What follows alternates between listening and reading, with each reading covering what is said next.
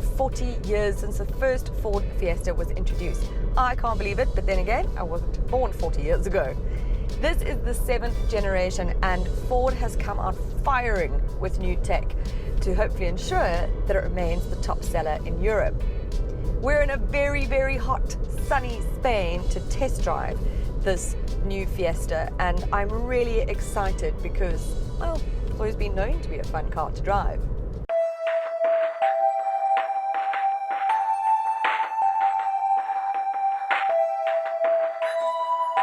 From a design point of view, it is not a far cry from its predecessor. It still looks Fiesta-ish, and rightly so. It continues to be one of the best looking cars in this segment, but it is 71mm longer and 12mm wider.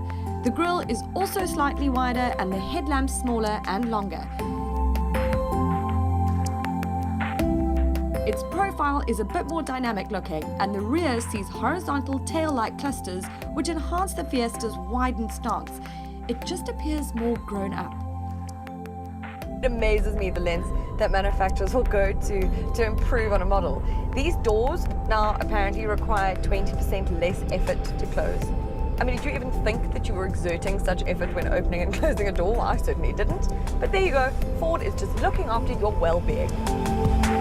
I have to mention here that Ford's engineers spent a year listening to almost 5,000 tracks to ensure that the sound quality of the system was great, and to ensure that you can enjoy, and I quote, Adele, the Foo Fighters, and or Jay-Z.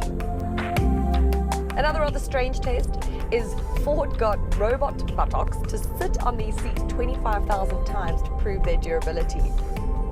I mean, it sounds absurd, but it's pretty good. And they're pretty comfy.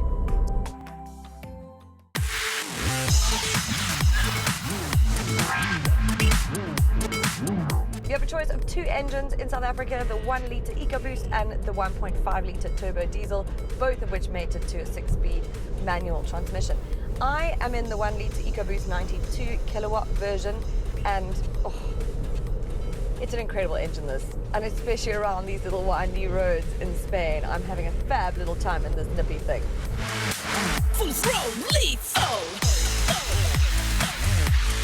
Previous generations have been known to be really fun to drive, and I'm so glad to report that although this is more comfortable and more composed on the road, it hasn't lost its fun factor. When cars generally grow up, they tend to lose their sort of inner child, but this hasn't, and I'm so glad. It may be a small car, but it's got a massive personality, and it does so much so well. You forget that you're in a small car because it's got a big car sort of personality.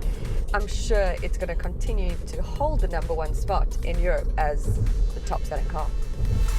Back in the game.